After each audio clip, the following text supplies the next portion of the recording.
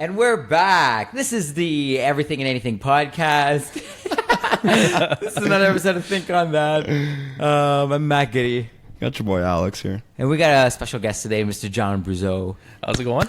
Thanks for joining us, buddy. Thanks for having me. Yeah, man. We're just getting into it. Having a good time, chilling, vibing. What are you up to these days? Yeah, so I'm actually just getting out of the military. Congratulations. Almost. Yeah, it's been a long... How do you feel? Long road. You know what? Hard to say. It's hard to say. I know. It's a bittersweet feeling. You're very conflicted. Yeah. A lot of intertwined values and... The transitions, stuff, so. It's a weird one, man. I have to say, I'm still rolling with the punches and adjusting to civilian life 6 months later, you know? But it's freeing, I have to say, to get out. Yeah, you're looking good, man. You're looking good. You Definitely a different look you got going on. You get to just be yourself. It's cool. Yeah. You know? And it's going to be nice. I feel like a lot of the stresses that you deal with on a day-to-day basis fade away. Yeah, you know what? Like, I'm still kind of in the grind of it. Yeah. So there's lots of adjusting still to be done. So, like, I'm actually getting medically released, which is just a long process. I've been waiting for about 2 years now. Yeah. Wow. To get news on whether it's a go or not. It takes a long time. And yeah, just here at the tail end of it, and it's still like there's so many unclear answers, and that's where you sit in a lot of like uncertainty. So yeah. How long you been in it now? So I'm going on my 7th year. 7th year, okay. Yeah. That's what I did too. So when I got out, it was 7 years as well. 7 years. 7's the number, it seems like. Yeah, man. I don't know. It's just a special kind of crap. It is a special kind of crap. It's kind of rough. Yeah. It is brutal, man. Yeah. Yeah. But okay. It's a separate society. Yeah, it's a whole other world for Entirely. you guys, I'm sure. It's a whole set of laws, whole set of like, we have our own everything. We have our own cooks, our own doctors, our own lawyers, our own everything. Yeah. Our own license plates, for crying out loud. Like, it's a whole separate society. Yeah.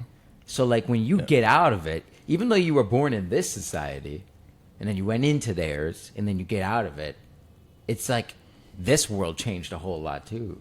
Yeah. And, like, adjusting and catching up and, like, trying to figure out how people actually interact and actually behave instead of the regimented with the rank on your shoulder, knowing who's boss type of thing.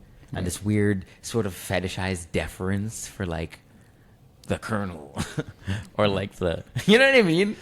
Yeah, you know what's kind of interesting to think about, like, how do you want to adjust going back into the civilian world? Mm-hmm. Like, it's different, right? So you are too. Maybe you have time to think about what are your values and how do you want to go about things. Yeah. I think that gives you some, if you're self-aware, some time to reflect before you're getting into it. But yeah, man. How old were you when you first joined? yeah, I was 23. So 23, okay. I was actually a prison guard. Initially joining. before. Yeah. Okay. Yeah. So then I left Corrections Canada, Okay. waited about 8 months, and then joined the military. Okay. Yeah. So How long are you in corrections? yeah, just under a year. It did not go well for me. Like, really? It was Okay. a quick stint for sure. So you spent 8 years slogging it out for the feds. Something like that, man. Something like that. And now you're almost at the end. And what's next? Yeah, graphic design maybe. Maybe a tattoo artist. I don't know. Something in the creative industry for sure. Yeah, man. I'm done with a lot of stuff. So for me right now, it's just trying to take it easy, avoid a lot of The conflicts. creative space is where to go. When I got out, this podcast was born. Yeah. You know? There you go. Yeah. What initially brought you to the military? What was the reasoning you joined? Oh, that's tough. That's a tough one. So I've been following a war journalist. His name's Sebastian Yager. I think that's how you say his last name. Okay. He wrote a book called Tribe, and in the book, it's just a lot about like finding meaning and purposes as a man in the century, whatever, right? So he spoke on about a lot of different wars and soldiers and what it means to be one, and that kind of switched me on to wanting to find this higher purpose and meaning, I guess. So Right.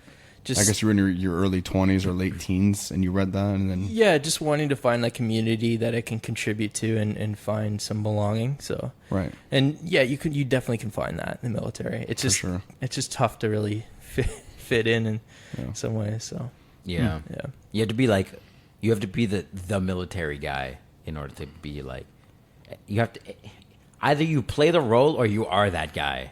And like, not everybody can play the role. And then it's like, if you slip, if you're out of, if you're out of line, you stick out like a sore thumb. Because everybody has to be the same, right?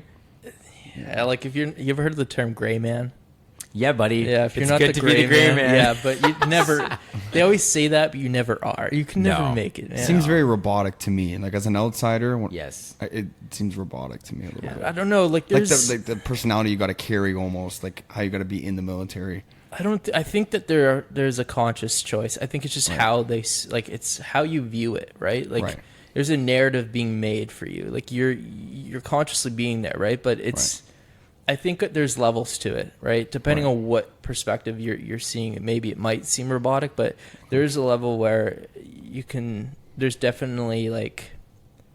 It has its own life to it, if that makes sense. Right. It's its own organic thing. Yeah, so like you can't. It's really hard to judge on the outside of it. It's just very few people actually do it, right? And Right. So it's just not as familiar to the society, to like.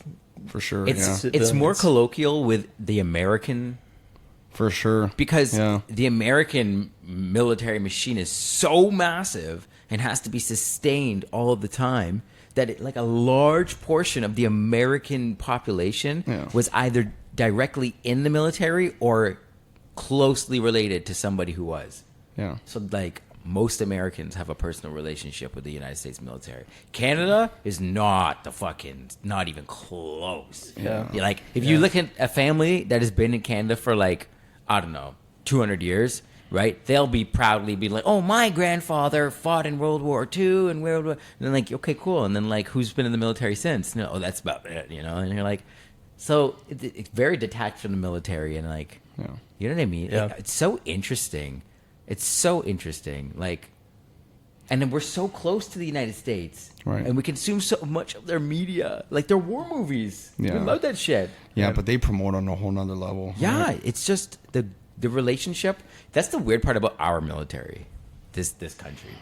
When you're in it, like I think when you're an idealistic kid getting into it, you're like green and wet behind the ears. You know what I mean? Yeah, okay, the you're green like, man. You're like, I'm Sure. gonna be like a hero, and And I you're mean, like, there's so many people like that just That was me don't know going what in. they're getting into. Yeah. Yeah. And then Yeah. you get into it, and then you realize, like, no one gives a fuck. And actually, a lot of people hate the military.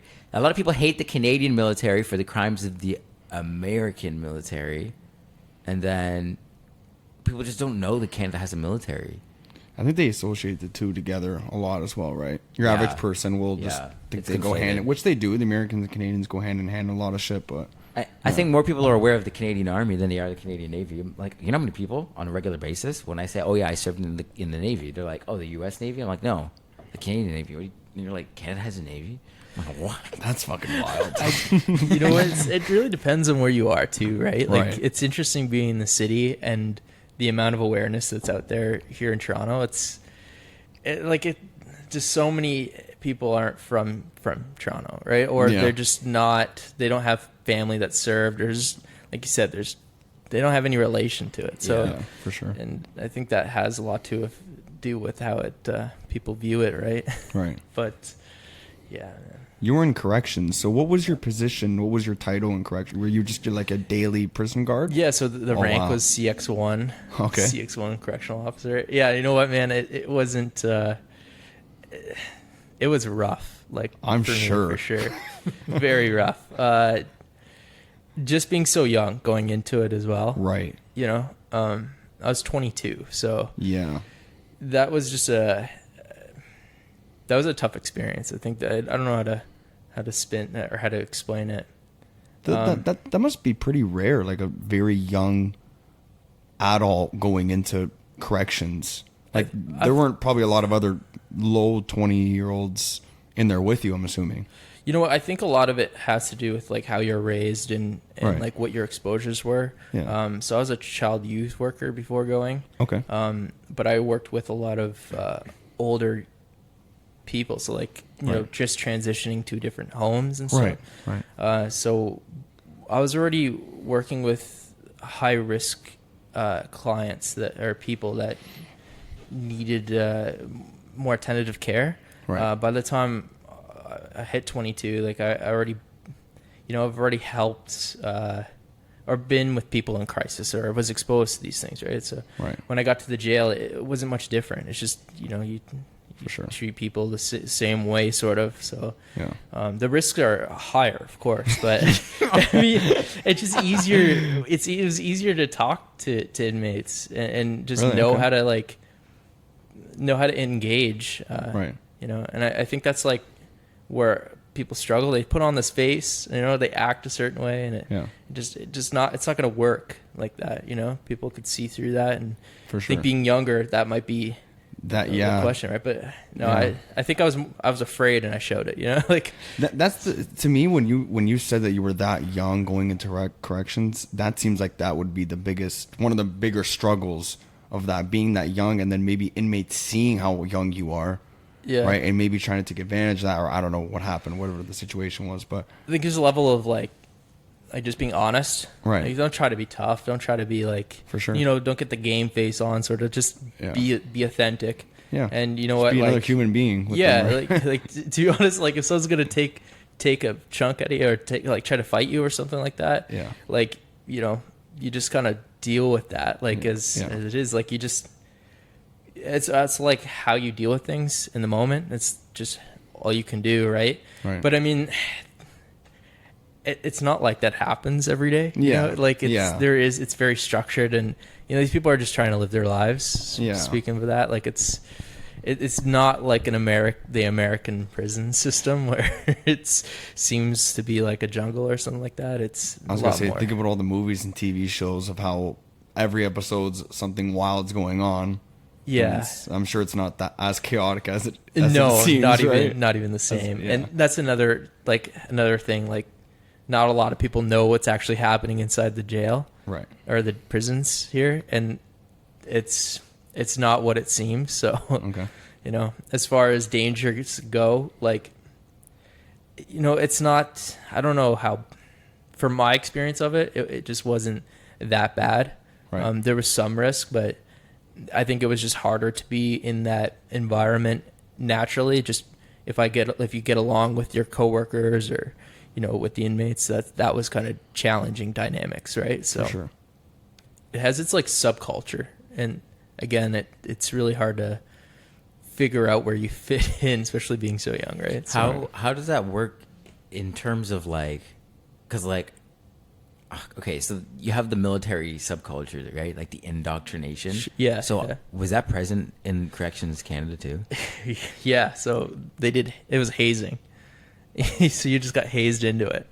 So you did like 3 months of training or something like Yeah. that, right? Yeah, and like then probation. you just go to your like designated prison, and Yeah. then it's just you get hazed a little bit. So yeah, it was really bad actually. What is for that? What does When that you say mean? haze, does that mean like kind of thrown into it? You get thrown into it, but I mean like at the prison I went to, there was like a regional investigation for like harassment claims and stuff like that from guards to guards, essentially. Really? Okay. Yeah. So Interesting. there's hazing in that culture. So it's Wow. you just get picked on essentially. I don't know how else. Like it's like it's hard to speak for my experience of it, because it wasn't the most easiest thing to deal with. But you might have like made a mistake, let's say, for example, like just people will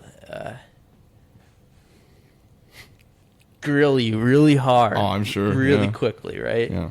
And it doesn't go away very easily, right? And because you're in such a small environment, it like highlights itself. Inmates right? and officers and like your fellow coworkers. Yeah, it's really Yeah. you can really get stuck in it if you're not careful, and that's Right. kind of where. So that's where, as a younger person, I would say it was challenging, because like, do you Right. have all the tools to deal with adversity with your mental health state? Like, you might just, I'm going to go to the gym, work out, but you're still burying yourself in stuff that might happen and occur, right? For sure. So it was really difficult to have all the tools needed to deal with like problems that happen at work, I guess. Right. That makes sense. That's very interesting. I've never met someone personally that's been in corrections.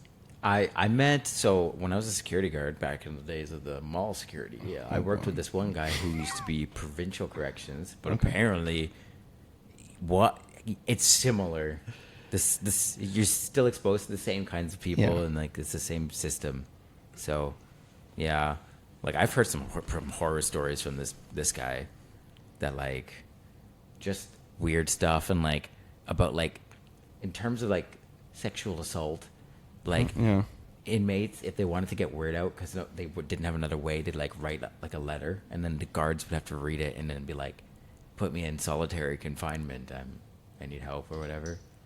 And you're like, fuck me, man. Like, can you how do you go home at the end of a shift and be like, all right, let's another day, you know, after seeing something like that?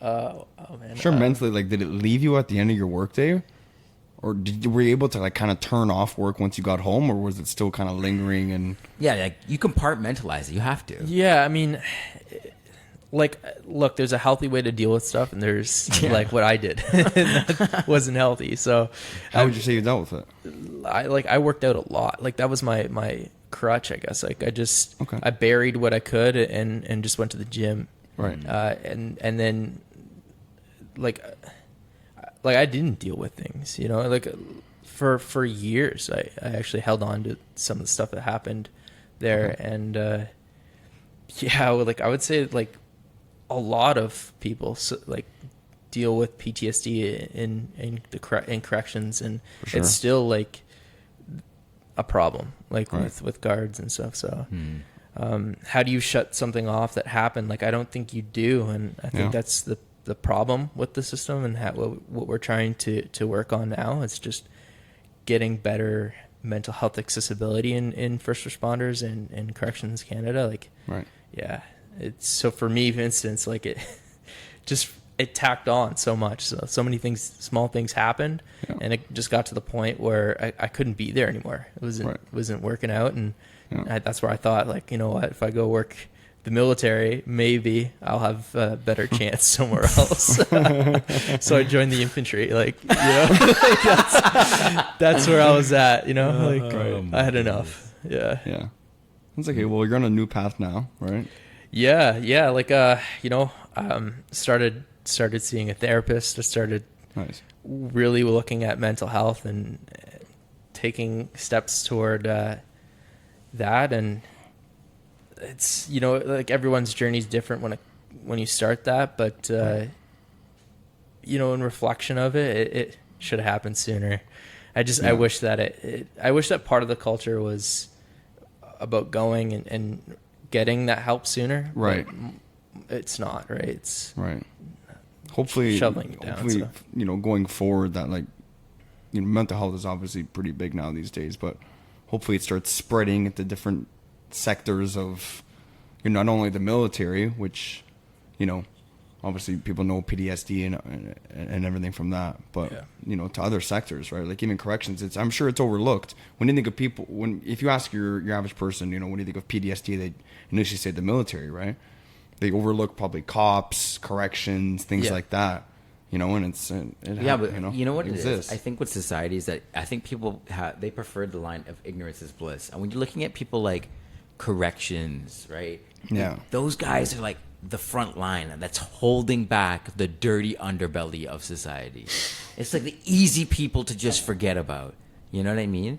Yeah. And like to be corrections, I'm sorry, but like you gotta be a special kind of person, all right? Off the jump, I think, to be in corrections.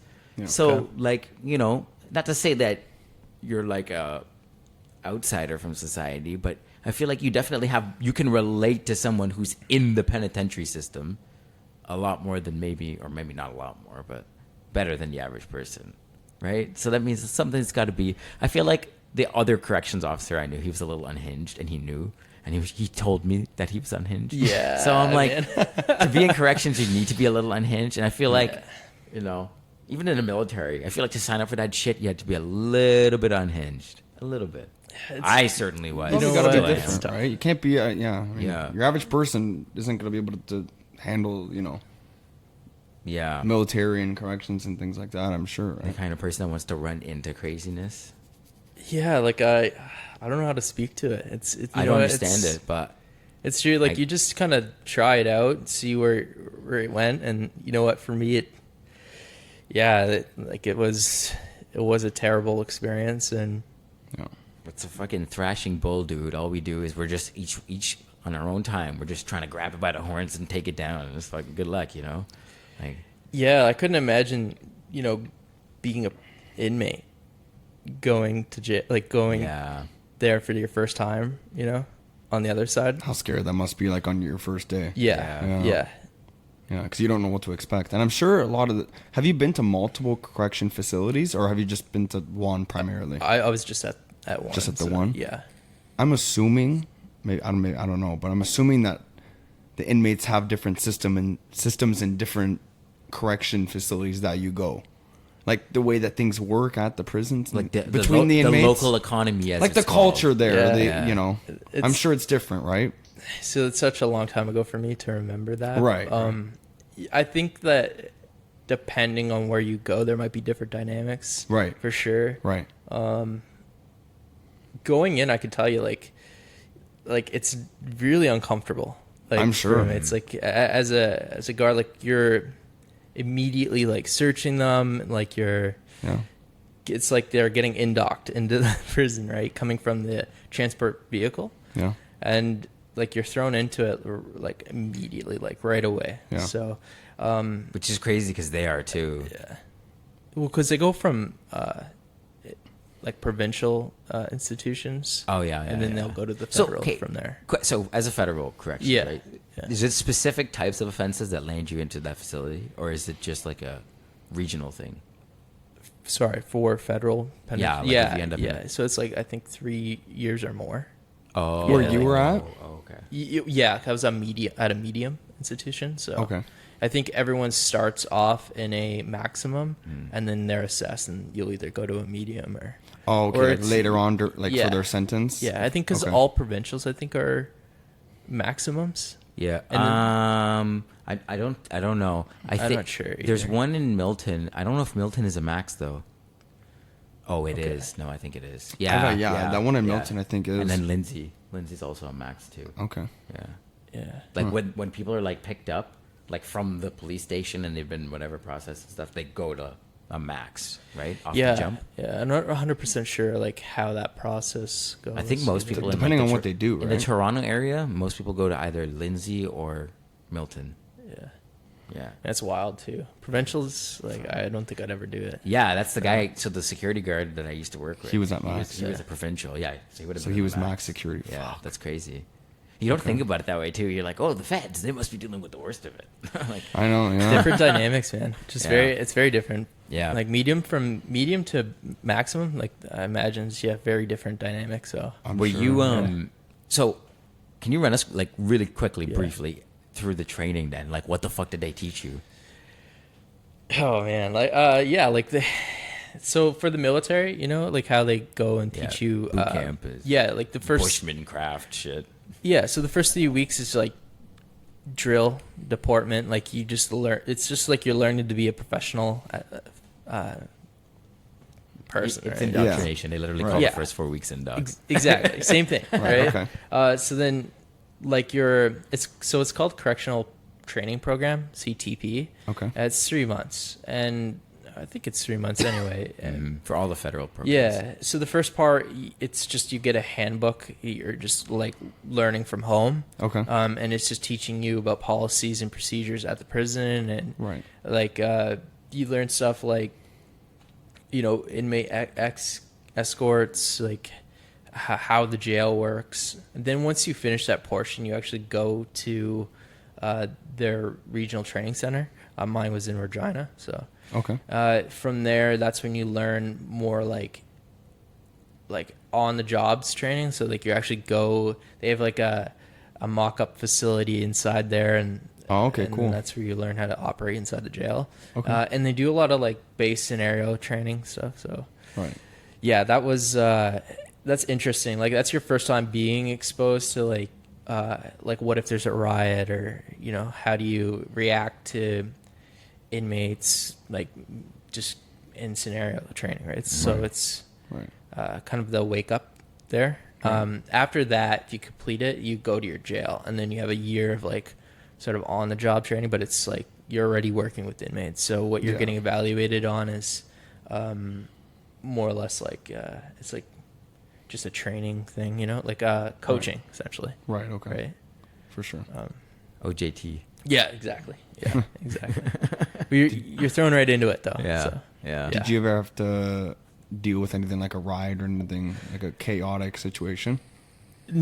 No. I wouldn't say no riots or anything like that. Okay. But some situations that definitely, like, I won't talk about now, but that aren't really great.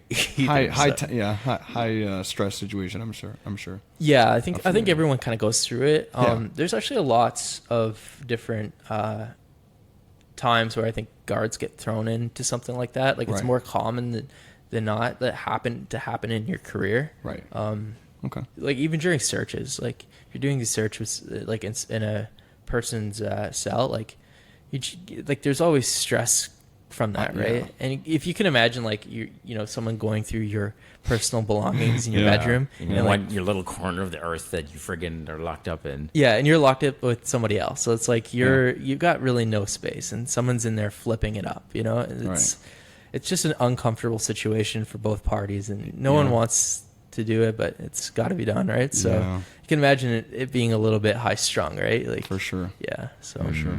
Especially if you're locked down, let's say for a couple of days, you're not getting out of your cell. You're eating in your cell, like sleeping, everything, one little small space, right? Like, the tension can get really high. I'm sure. Yeah. I'm sure. Jesus, it's fucking crazy. Yeah. And then you transitioned right to the military. Yeah. So like about an 8-month period in between. Okay. Yeah. I was working actually security here in Toronto. Yeah. Yeah, like on King Street and stuff. Yeah. Could you imagine? Like, so I'm used to working in the jail, and then all of a sudden I'm on the street. Just, On King Street? dealing with the inmates before they're in the system. yeah, but just different bars. I know where you're going. Yeah, I was working at this bar. It's called Barrow. Oh, okay. Yeah, here in Toronto, and like so much fun. Like, cause you know, totally different people. I'm sure. And this is my first time working with normal people, just trying to go have a drink. Yeah. I mean, I was so like strung out, so stressed. Yeah, that's you're just dealing with maybe a couple drunk idiots that you can just push around, and I'm sure it's a whole different vibe. You're just like trying to be like customer service related, you know, like the door guy. Like, and I had a lot of fun learning that. But that's good. Yeah, I got social anxiety too. Like after, like I just got worked up and bad. So when I was trying to do the security bit here, I was so like, and trying to be calm, you know. Yeah. Wasn't too easy. Man, that's oh my god. Yeah. So okay, you're chilling now. Yeah. You get to read a lot now. Yeah, art. That's, I do a lot of art. We send. Yeah, it's true. You do incredible drawings. What's it? Thank you. We send each other a lot of different stuff back and forth nowadays. Yeah. And I sent you this thing today about a Google search I made. I sent it to you too. I know, I saw. Okay. I want to, because we were kind of like talking about it before the show, and like I just want to get into it now. All right. Okay. Project Bluebeam. I punched in on Google, when is Project Bluebeam going to happen? I have never ever once punched in one of my questions onto Google and like not gotten a plethora of just like even stupid links to whatever. It's also the way you worded it as well, right? But it was a simple question. But you said, when is Project Bluebeam going to happen? Yeah. So then it didn't. What was the result? What was that? Like, pull it up. Like, give me the exact quote of what it responded to. You know, when you Google something, like, it makes no sense whatsoever. It didn't give you a result. It gives you the thing. It looks like there aren't many great results for this search, and it has like the little caution sign on it, and then that's pretty much it. But like, now word it differently. Now just Google what is Project Bluebeam, because now you're wording the question different. Now you'll get some results. But it's funny the way that you worded it.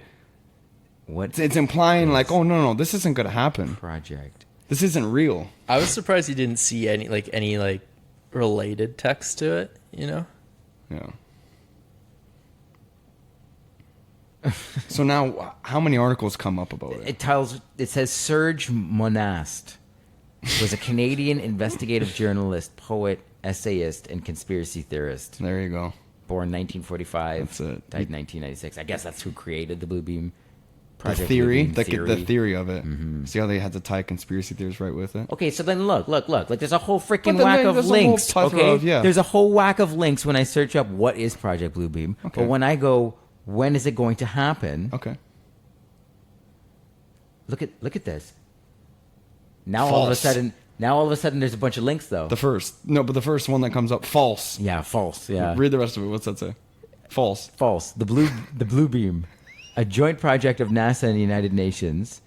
It's a conspiracy theory about the New World Order that you has been go. around since 1994. There you go. Oh my Yeah. God. So now, okay, what is Project Bluebeam? For people that maybe didn't Google at home right now that are listening, Okay, what so information have you gathered from it? before I read off a definition, I'll tell you what I gather. Okay. Okay. And you can say what you gather, and then you say what you gather. Right. Okay. Project Bluebeam, as I understand it, is an intergovernmental inside job Yeah. where they're going to simulate an extraterrestrial invasion that will justify a significant increase in government powers and corporation powers and banking powers and, usher in a new, more comprehensive world order. That's how I understand Project Bluebeam. Right. How do you understand it? I mean, you definitely got me there. So I did look it up, and I spent some time trying to make sense of it. And it's a really complex conspiracy theory. There's a lot of going on in the timeline for sure. Yeah. So it's drawing from stuff that happened in the early 90s, stuff that happened in 1953, like even. So Are you guys familiar with what happened in the 53? What happened? No, I'm asking you guys. What's the origin of it? No. I'm not sure where the origin of the actual theory came from. Or Me either. I haven't looked specifically into that, but this is it's being referred to. This intergovernmental theory is being called Project Bluebeam on like TikTok. That's my guy. The entirety of what I know about this is Right. from TikToks, various TikToks, and I'm piecing together parts of it. Right, 'Cause yeah. I'm hearing this, and this. Right. And so my gathering is that it's an intergovernmental plan, and that's what this false thing was just saying. Right. Is that it's supposed to be between like the United States government and the United Nations. Well, it would be if, let's say, it were to happen. It would be between all governments. It would have to be everyone that Yeah. would have to jump on board. Like you can't have half or whatever of the world. governments are deemed worthy enough to be a part of this new order. And that's the thing. It's like, okay, and let's say it was fake. Now you're implying, if it was to really happen, you're implying that all governments are already kind of controlled and they already are one in a way. Whereas if this were to happen, they'd all be under the script of it. They'd all be implying there's a fake alien invasion. So I first heard about it like 2 years ago from Eddie Bravo, this guy he's good friends with Joe Rogan. And he just described it as it's going to be a fake alien invasion to then bring in a one world government. Because now when you're talking about extraterrestrial life, now through galaxies and other planets, we have to be united as the human now, species. Exactly. Now it's not, we're countries against each other because we've always just thought it's us against there's a more. country. Now there's more. So we have to unite as one. Now we have to be star soldiers. So let's do a one world currency. Let's do a one world government, and let's just come together as one. So people are saying, oh, well, yeah, it makes sense. And it does.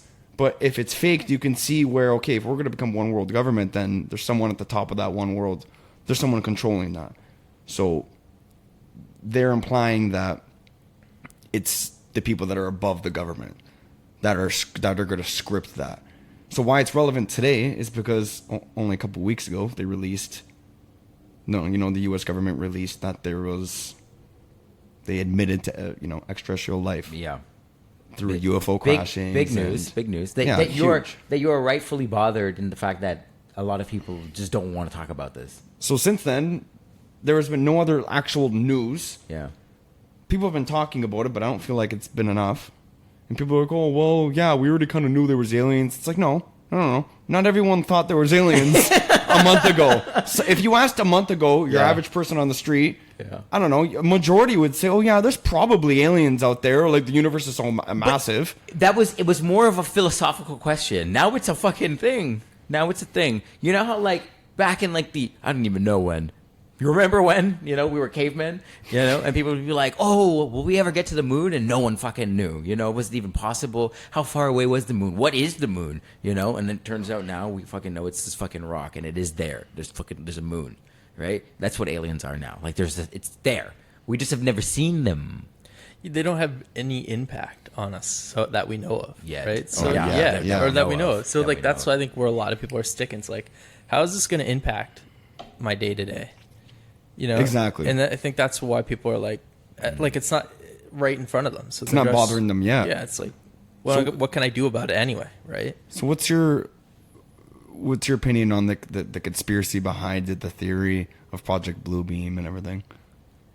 I wish I had more time to read about it. Like I definitely looked it up for like. There's not a whole lot. There's not a whole lot on it. It's interesting because the way that like so I've read Reddit. Like, and the Reddit just pulled from different timelines, right? Like I was saying. So in 1953, actually, like I have it up here, where it said so there was declassified CIA documents on UFOs. Right. And then it just goes on to read like how the government wanted to use UFOs for psychological warfare. But then it adds like it doesn't necessarily indicate the existence of Project Bluebeam. The documents were just brought up into a broader discussion. And I think that's what's interesting about these kind of conspiracies is just pulling from different pieces, trying to make it work. And trying to connect it all, yeah. And that's like where it gets challenging now, right? Because trying to prove a perspective on things can be difficult, especially when it's going off of a complex like problem or more than one thing going on. We're just trying to make sense of it, right? So trying to like get to the bottom of it, you're uncovering years of things that cause bias, I guess, or disbelief, right? So fact is like the government is saying that it's not true, it doesn't exist, and now they're saying it's true and like things exist. There's a lot of distrust for sure. Right. So yeah, it's hard to make your mind up what you believe in here. Yeah, well, me and Matt, we asked the question to ourselves. Like, I think this right now, since there's not a lot of evidence or not a lot of information, it's do you trust your government? Right? I mean, the U.S. government came out. It's not like it was some wishy-washy news reporter reporting some bullshit. Like, there was the U.S. government coming out and admitting it. So it comes down to, do you believe in it or not? Right now, there's not a lot of information, but I think like we've definitely had like influential people in history that have stood up against government and have tried to influence a mass amount of people for different reasons. And I think that those people we were talking about this, right? We were talking about JFK and Martin Luther King. Yeah, and them all sort of fighting the government view on things in different ways, right? They were all assassinated too, right? So like I think we can you could definitely draw from history and like try to make it work for whatever reason you're like whatever thing you're trying to prove, right? But I think that's sort of how it gets really challenging, right? Like really problematic.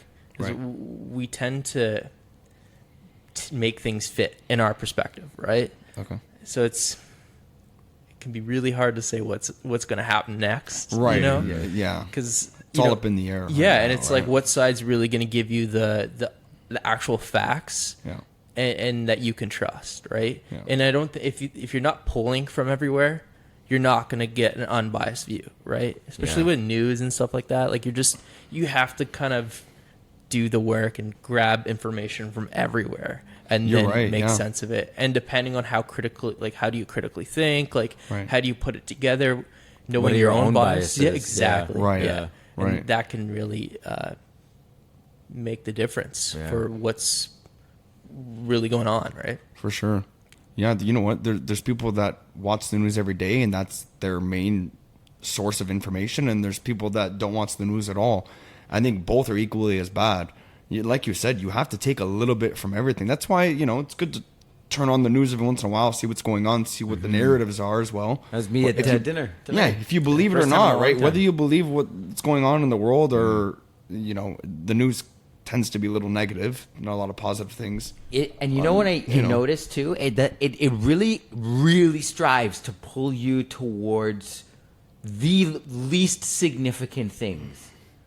The least significant. You have these stories they're talking about, right, and it's nothing to do with anything. No one gives a shit if a grandma got her fucking car rear-ended in the Walmart parking lot. And they do it like it's this public interest story. And then, meanwhile, they talk about how 150,000 people have been killed in Yemen. Like, it's just like a stupid little number that we should just gloss over. Just desensitizing you to the real story underneath it. Who gives a fuck about Grandma's Yaris? Yeah. Tell me about the people in Yemen. What the fuck? Not one of these reporters has even said the word Yemen. And, like, that's a huge story. They just fucking 3 seconds on the screen and it's gone. What You're the right. fuck? There's a good chance that a news station within a few hours of you watching will mention something about a death, right? And you're right. It'll completely desensitize you after a while. Man. You keep hearing that every day, negative news, deaths, sicknesses, illnesses. After a while, it's like, does it even affect you? The way they say it. Yeah. My favorite one. There's been another murder in the city of Toronto. Yeah. Oh, fuck. And a tally. Fuck, here we go. Yeah. We're living in the streets of... I would say Chirac, but that's Chicago. Torak. It's one thing too, like we're talking about remember the fires that are happening just now, and hearing about it and seeing on the news, it's wild. Like it's very sad, but people don't know how to connect to it either, right? Like they don't really know what's going on. I hear about they're still trying to stop tourism from going there. Okay. Like Hawaii. Yeah. Like there's still people going over there for vacation. Oh, they booked their flight, right? I mean, I didn't get what are you insurance. gonna do? I can't believe it. That's such a. And then you go over there and you are you actually gonna? And now you're a liability. Yeah, like taking up resources and stuff. Yeah. So I think people are just so in their world, they're not really paying attention. And That's the thing, man. Yeah. Everybody is a robot. Every day I go to work and I'm talking to people and I'm looking at them and I feel like I'm like a weird monkey, just kind of like on your own, staring at people who are just fucking plugged into the grid, man. It's weird. I swear to God, I do not go to work high, but I feel like I am when I'm especially downtown. It is a whole new world down there, man. It was never. Maybe it was, but it was. I don't remember it being like that when I was younger. And I don't feel like people are connected. That's Everyone's living their own lives, and there's no real connections that are. When you're walking by someone on the street, you're not gonna, when you're talking about a connection, it's not gonna happen. But no, but even you're really in your own acknowledging world. the existence of another person by looking at them, right? Like, hey, man, I see you, as opposed to just fucking absent. It's like a bunch of fucking robots. A bunch of NPCs. I'll just look at it's like no one's eyes meet. Everybody's just fucking. I sit in my car at the lights all the time. I'm just looking at people. I just stare and watch these fucking robots who are either grilled into their phone. Half of them are wearing sunglasses so they don't have to meet anybody's eyes, and then the others are fucking just staring at nothing. And everybody's just humming along, walking like robots. What the fuck? It makes you wonder though, what's really going on? What are they, what their experience is, right? It's fucking weird. And if you're listening to this and you don't think that that's fucking weird, you're fucking weird. It's human to want to connect to people. It's fucking an animalistic thing to want to connect to people. It's true. Yeah. Look at your fucking dog. Matt got called an NPC a few weeks ago. I know, it bugged. Yeah. It bugged. Yeah, It's like a got to him. 13-year-old kid, man. Yeah. Call me an NPC. I'm like, Non-playable character. Okay.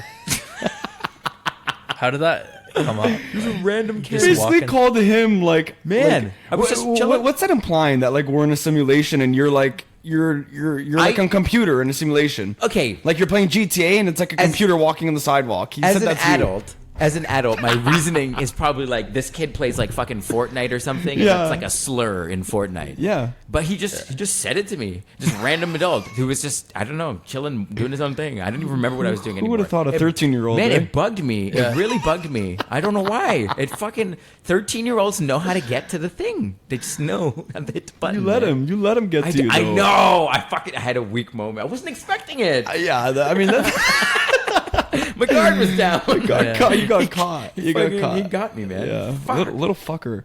Yeah, man. I will never forgive that kid. Hopefully, you'll never see him again. Ruined my day. Maybe he's an NPC. He's in my memory now. Maybe This he's an story. NPC. You got to think of him like that. Yeah, fucking yeah. Maybe he's a bot. Yeah, it's kind of a weird experience. Yeah, right? Yeah, it's a weird experience. It's like seeing a ghost. Someone basically called you a bot. yeah. Yeah. What if that's like my hint that I'm in the Matrix, you know? Okay, you want to hear something fucking... Your red pill. Okay, Yeah, listen to this, there you okay? You're going to think I'm crazy. When I was a kid, I shit you not, I swear to God, I was far too young to watch the movie when I watched it. I must have been like 4 or 5. And I watched Jim Carrey's The Truman Show. You ever see the movie? I have not. Oh, you haven't seen? Okay, I've seen that one. So you can imagine, you you're have to fucking a explain very that. impressionable 5-year-old. You watch The Truman Show, and what is the first thing you think? I can't even. You're gonna have to answer that. I thought it was in a TV show. I thought I was You're like... in a TV show. Yeah, You thought you were in a TV my show. whole life. I thought there was just cameras everywhere. Everybody's watching me. And then That's not an uncommon thing. And People then- have said that. Yeah, but the creepy part is that I've now grown up into a society where there actually are fucking cameras everywhere. In a way. And there's something listening all the time. In a way. Yeah. You know? Fucking... Well, some people. I heard this quote where it was, live your life like Like you have a documentary. like here you like for it. yeah, like your life's a Joe Rogan says documentary. Yeah, Joe Rogan. I think that's where I heard it. Yeah. Yeah. Which is a good quote. It's kind of just easier that way though too. Like you should be genuine no matter what part, like where you're at, who you're with, Yeah. and then that way you're never faking it too. Yeah. I get it. Like sometimes you need to have a persona, if you're acting or if it's part of your job or something like Right. that. But I think if you just live your life naturally, like there could be someone listening or watching. It's not so much to creep you out. It's just so that you're just holding yourself accountable too, right? Like there's sure. some level of that, right? Right. But to be called an NPC, I don't know. Oh, man, That's a odd. soul crusher. And that was very odd. downtown. Yeah. That was downtown. Yeah. You're not from the downtown. You're not from the jungle. Yeah, I don't speak concretese.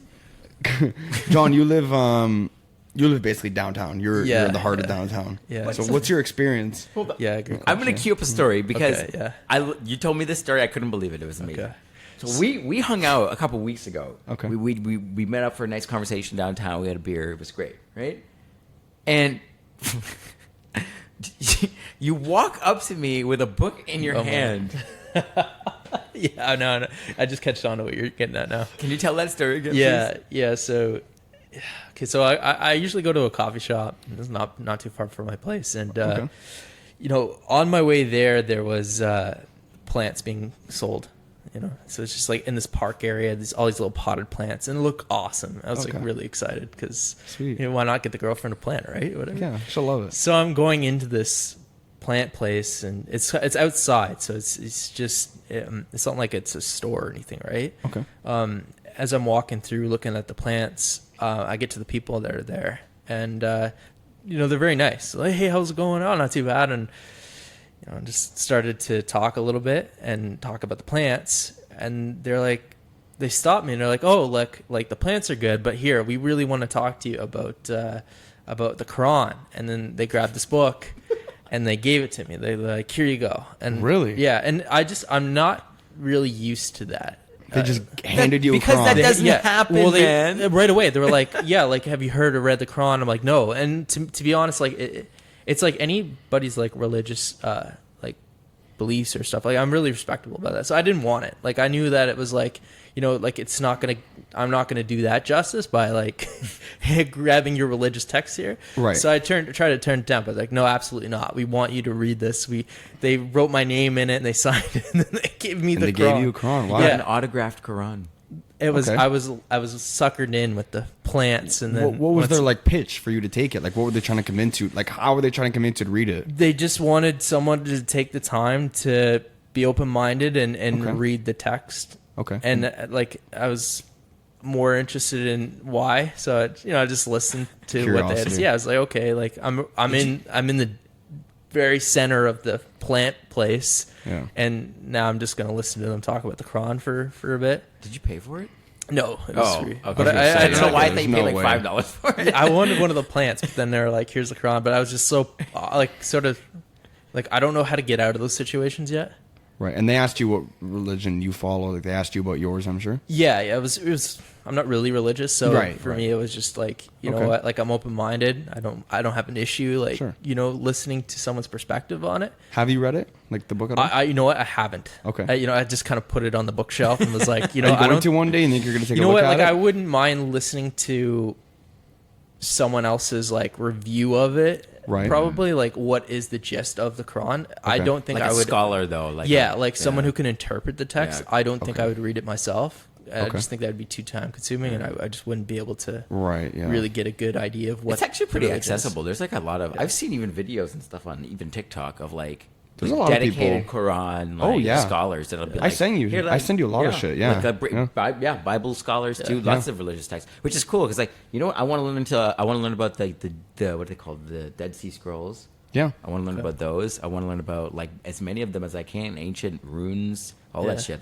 Whoever can explain them, tell me about them. You know what I mean? Yeah. I think we read should. it. We should read the Quran. Too. Yeah, no, honestly, me personally, I follow my religion, but at the same time, I think you should have an open mind and at least hear others. Yeah. Yeah, Right? that's I mean, that's it, right? I don't have the mentality like, oh, no, this is my religion and yours isn't mine, so it's not my reality. It's not the truth. It's someone's belief, right? I mean, that's their world, and I'd be open-minded for sure. For sure, yeah. But I'd also go in sort of with the an investigative sort of approach. I'm looking for the commonalities between all these other stories, Right. And I want to put all the filters together and see what image I get. You know what I mean? Okay. right, That's kind of what I want to try and do. yeah, But I feel like at the end of the day, we all have this one true bias, which is the first, well. You remember the well? right, The wells, there's different wells to get to the same water. Whatever well we were introduced as a child is going to be the main well. And every other well that you maybe explore Right. is just going to be something that you, at the end, inevitably, your well is going to be the foundation of it. At the end of the day, it's faith. Every religion, it's faith in something. It might not be all the same, but Yeah. it's faith, right? Yeah. You Do you believe in any? How would you describe your spirituality? Yeah, that's it's really private. I'm very Totally private fair, about man. it. Right. It just that's a tough one for me, especially because I've always questioned it. I grew up in the Catholic Church, Yeah. Right. and it didn't really click really well for Yeah, me, man. you know. Right, same here. And Right. yeah, so before that, even I just went to school in Catholic schools, right? Yeah. Same. So I didn't actually have a parent. My parents weren't very religious. Oh, okay. So yeah. I was just pushed Yeah. into it when I went to school. When I went home, it was a different story, right? Yeah, that makes Right. sense. That's Yeah. and that's common. That's a pretty common situation. Since then, I try to keep an open mind to things. I like to read up on a lot of Eastern spiritualities and faiths and stuff. But I honestly nature is probably more spiritual to me than That's something, man. yeah. That is Yeah. something. So- That's Yeah. good. That's something. Yeah. I'm always curious to know if somebody has something. Most people do have something. Yeah. Yeah. That they find the sacred in. It's so nature being in solitude, and I think that's the way you can connect to Yeah. Whatever's there. whatever. It's just being present and, Yeah. and feeling things from that. So Right. That's a Yeah. big one too. Being present. Yeah. Absolutely. So underrated. Oh, Yeah.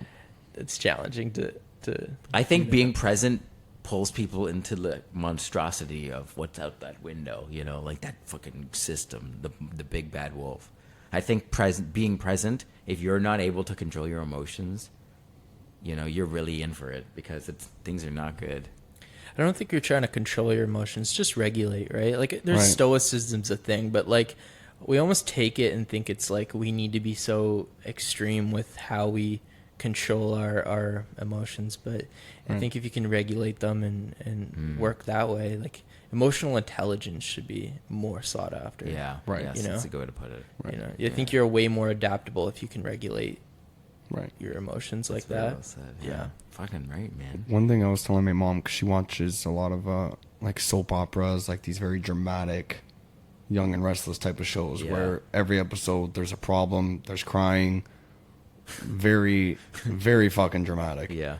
And I, nicely said to her, I'm like, you're kind of programming your mind when you're watching this stuff to think like this is normal to react like this. Yeah. Like it's normal to have emotions, but like you said, to regulate them is proper in my eyes and in our eyes, right? Yeah. So then you watch this, not her specifically, but people in general, just shows in general, right? I mean, these soap opera ones are pretty bad, but you watch this every day. Very dramatic fucking things happening, and you're programming your mind. Yeah, like, this that's is what okay. you look for in It's life. okay to react like this Yeah. towards situations, and it's fucking not.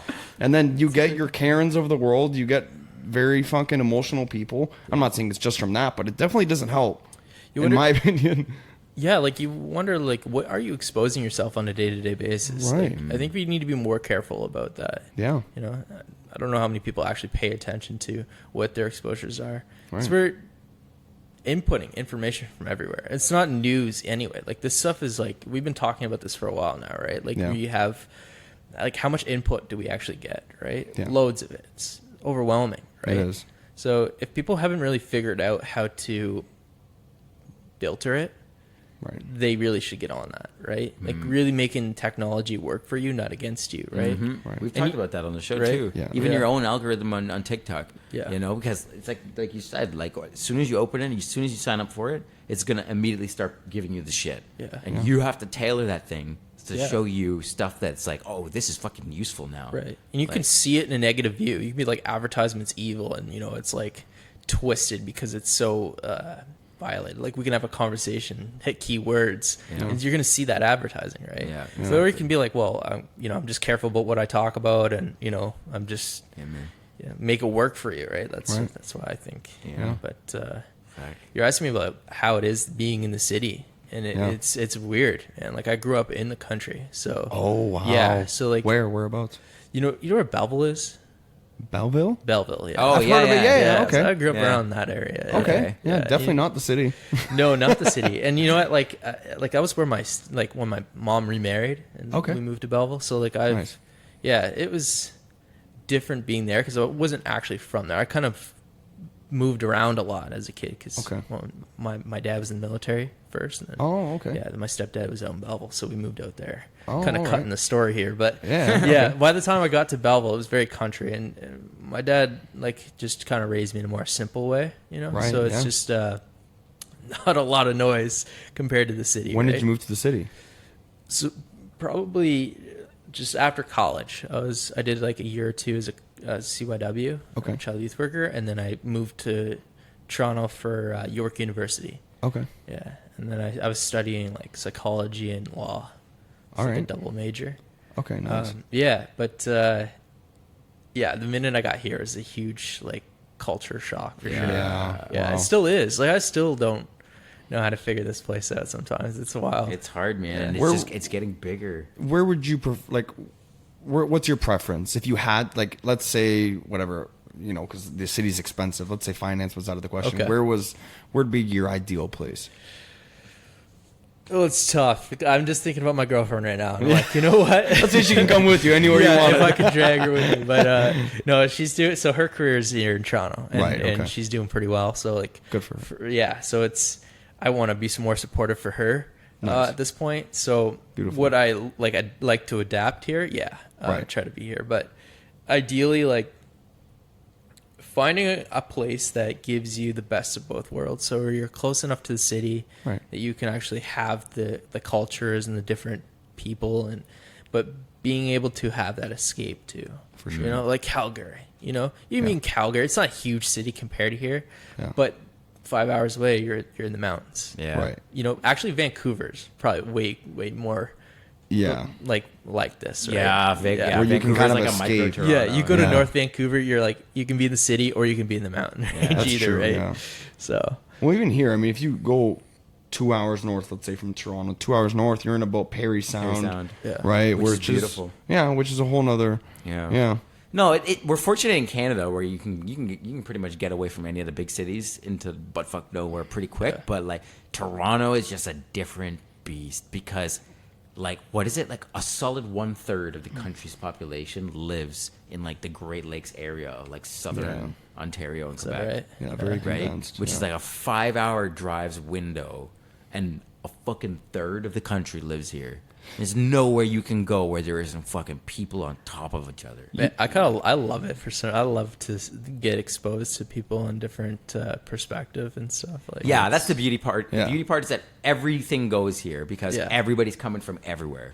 And like you're not going anywhere if you're gonna sit there and stew and be hateful and not open minded. It's weird, man. You can walk to the stop sign and see two different people, two different walks of life. Yeah. And they're just standing side by side. You're like, what is like a couple what is of NPCs. Yeah, sure.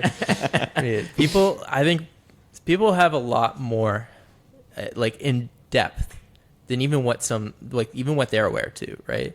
So I like to think more optimistic, Right. than that. For sure. I think some people aren't very aware, like their self-awareness kind of. That's a problem. It's a self-awareness. Yeah. And you can't Yeah. teach someone self-awareness. Like self-awareness is like a graduated thing that you have to do yourself. It's true, and like you find that people that aren't, they're very like reactive, you know, and it's just they're also very lonely too. Like, Yeah. So Because people move on.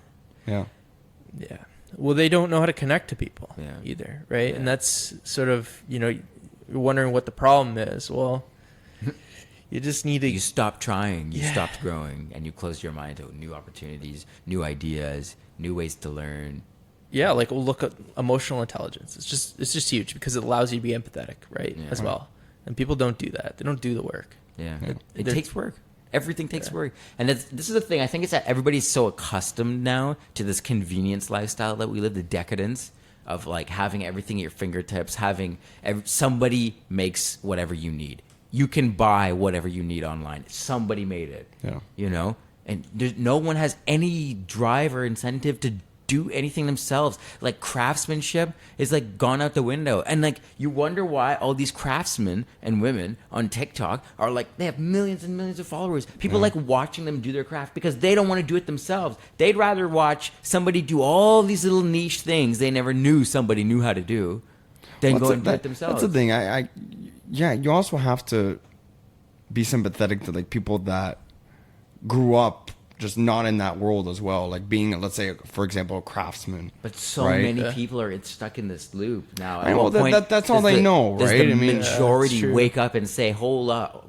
People knew how to do this 100 years ago. It's like Right. the average person knew how to do this 100 years ago. Well, we've adapted. You could say that this is a privileged lifestyle. It Like is. it definitely is a Completely privileged decadent. lifestyle, Oh, right? I mean, 100%. that's why so many people also come here. It's Yeah. the daily issues that these thousands of immigrants came from don't exist here for them.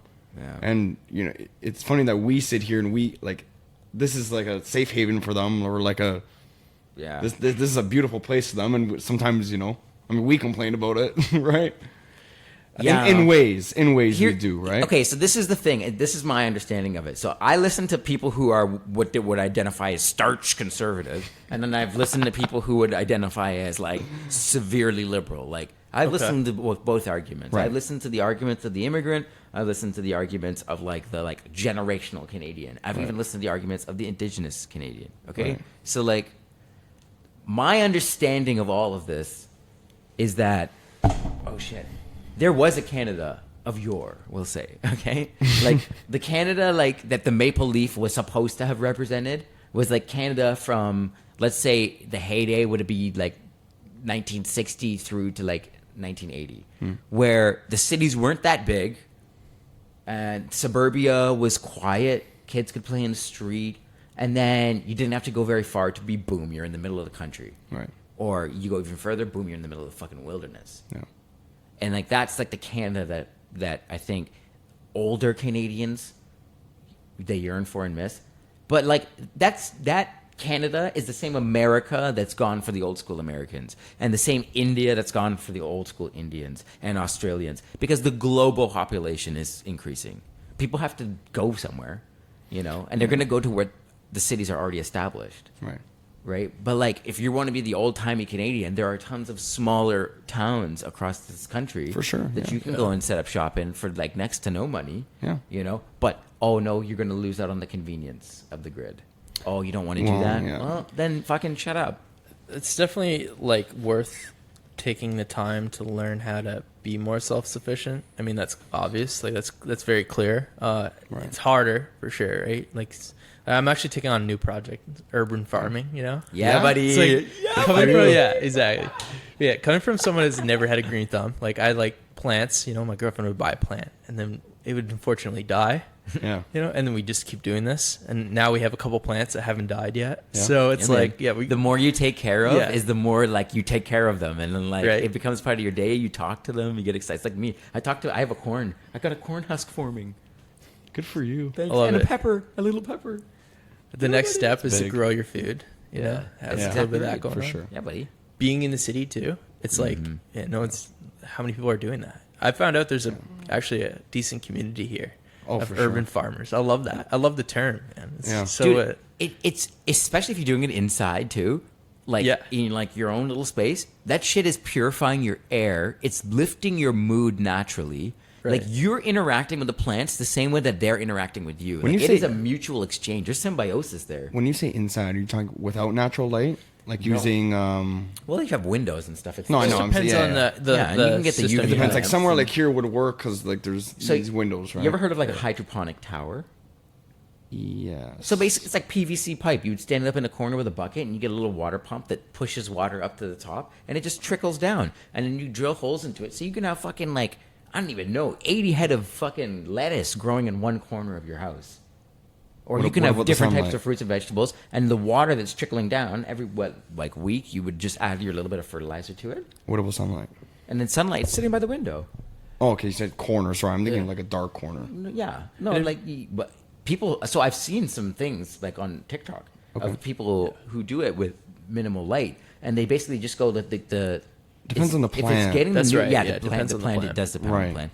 If it's getting the nutrients, some plants can function in low light. It's just Right. when you harvest them, they're just not going to be as green. They're going to be more like kind of like ghostly Yeah, looking. you know, Right, you don't okay. need But they're that much still light nutrient, anyway. yeah. You can do grow lamps too and stuff like that. You don't need much. It's Yeah. just- but it just depends on what your layout is and what, Right. what you're growing, right? Like we Right. said. But yeah, definitely empowering. You know, just growing your own food Yeah. and stuff. I'm But- sure it's extremely satisfying picking Yeah, it's gotta be, your right? own little baby off of the tree. You know, it's like you're Dude, it's you've really, grown it. It's Yeah. huge for your mental health, man. Like that it's the same reward system that you're in, but it's so prolonged and intimate that it's the way it's supposed to be. Taking care of a plant all the way up to the point where you harvest that food and then you eat it. Oh, nothing tastes better. I'll tell you what I learned from this though. Like, because I'm just starting out. Like, we're a couple Yeah. books in. Like, I still have a lot of work to do. Yeah. But it's the communities that are out there, man. Like, there's a lot of people that are starting to become more active in what we're talking about, being self-aware, being mindful, Yeah. being Right. like Self-sufficient. You know, yeah, it's. I'm optimistic that there's more and more people kind of tuning into that, Yeah. right? Right, And yeah. that's the important part there. Right. It's just starting to. It's just not perpetuating the same, like no one's aware, no one's this, like really starting to gain like traction here, that people are becoming aware, people are using their head, they're thinking, you know, this. I think that's important because the more we keep spinning like no one's aware of anything, people are just sort of crazy. Yeah. Like It's a negative mindset. To be yeah, in, it's just like people are gonna be like, whatever, doesn't matter anyway, you know. Yeah. And I think the noise that we're putting out there really does matter. So I think Right. if we start to give people a little bit more optimism, you know, For sure, maybe it'll yeah. work out. Not Yeah. saying being totally like, don't be naive, Right, Yeah. But I think people are slowly getting it. You have know? to frame things the way you're completely and totally solely responsible for your own narrative, your own reality. I think it's totally true. For sure. You are just, if you want to see the world like it's the worst thing today, then you can and it will be. Yeah. And if Yeah. you want today is a fucking great day. It could be fucking piss pouring rain, hail, and you're like, today's a fucking cool day. This is cool weather. It's going to be the coolest day you've ever had. Or it can suck, and it just today sucks. Whatever, Yeah, man. It fine. just sucks. is. Yeah. Some days Yeah. it sucks, yeah, and you Yeah. can call it what it is. I always say that too. If I Yeah. walk like a duck and I talk like a duck, it's a fucking duck. Yeah. Fine, no problem. But Yeah. it's not every day, Right. Well, and it's- if you find that it is every day, then either you're responsible for it or something's wrong. If you're in a rut, let's say, and you need to make a change, Yeah. like dig down, Yeah, try to man. make that change. Absolutely. And I mean, like, coming from like the guy who's saying it's definitely been in a rut for a long time, right? Like, I'm just coming from experience, talking about like how to make these changes, right? Like, like I was stuck in my house for like a year trying to like get my head on right, feeling good about being in the city around people for the first time. Right. And it was just like coming out of COVID too. And I had just moved here from Wainwright, Okay. So like that's where the military base was that I was talking about. Right. And that's such an interesting way, Transition. Yeah, exactly. And like, it wasn't really, it took me a little bit to make it work. Right. So I think that's, just part of it. It's just like you said, just keep trying, no matter like how anxious you might be, or and I think that's with people too, right? If you go out the house and you see negative people and they're just crusty, it's like, oh, whatever, that's just their experience. They're not gonna let that be like, oh, everybody I see is bad, Everybody's walking around and everyone's got a frown on their face. It's No way, it's really your perspective on the world. It's true, but people got to be careful with what they subscribe to on a daily basis. That's right. Because the news can be toxic, even though it's informative. TikTok can be toxic, because if all you fucking view is conspiracy theories, that's your reality. That's your world. You walk around after, and it doesn't matter where you are in the world. You can relate. You can relate it to everything. I have a friend that's like that, who is now so just deep in like theories and things like that, that it's just somehow he brings every fucking conversation back to like a negative view on the world and how it's a terrible place, and all this bullshit and this and that. It's like, that's a terrible fucking mental place to be in. That's devastating, man. You got to be aware, but you also do have to. You got to be optimistic, like you said, right? Pick your narrative. Decide. Yeah. You say, okay, today's a good day. Look for the gratitude is a big deal. Yeah, like it finding is. whether or not you do it through whether you say a prayer of gratitude to whoever you pray to, or you just say, you know what, I'm grateful for this today. You don't have to be talking to anybody. You could just be talking to yourself. It's important, I think, to just be like, this Positive is something affirmation. that's really, really good, that I'm really happy that happened, and I'm grateful for this. It's interesting, like, a lot of view on like the process of life. Like, a lot of people fear death, right? And that's natural, right? I think to some extent we all fear it, right? Right. But it's like we like to pretend that we're going to last forever, that everything that it is what it is today is always going to be. Yeah. And people are afraid of change, and they're afraid of this process actually happening. But it's just inevitable. Mm-hmm. So I think if people can accept that death is a constant, it's going to come, that's part of ego. I think that's what I've seen a lot of correlation between like the inability to accept someone's demise, or like their own demise, and then ego. It's ignorance as well. Like tied together. So like it's the idea that you see yourself as better, right? Okay. Even if it's subconscious, like something bad that befalls somebody else, that could never happen to you because you're above that station. It's individualism. Yeah. We've That spoken job about this, that person's doing, I could never do that because that's beneath my station. Yeah. Like that sort of ego, like that real sense of entitlement, deep down in your soul. I think ego can be a good thing, though. It just depends so on like too. how How it you works use it. for you. Absolutely. Yeah, exactly. I think ego can definitely be a great thing. That's where the self-awareness comes in. Like, you know what I mean? Like, but as soon as you accept some of those fears, like you have more control over it, right? Make peace with your maker. That's something I did. I mean, I don't know if you had a similar experience going into the military, because one of the questions that really I had sat and thought about was like, the question when you're signing up, you sign the dotted line, and they go, are you willing to pick up a weapon and use it to take a life or something like that? Something along those lines. Yeah. Like, are you willing to kill in the name of like... Right. Something like that. It was like the queen. It's a pretty heavy question. Queen country. Yeah. Right? And I'm like, you know what? I think I thought that I'd need to be more at peace with my own death, so that I could justify if I was ever in a situation where I had to take another life. But how can you answer that question in that moment on a piece of paper? Oh, buddy, 20 years old, I signed that.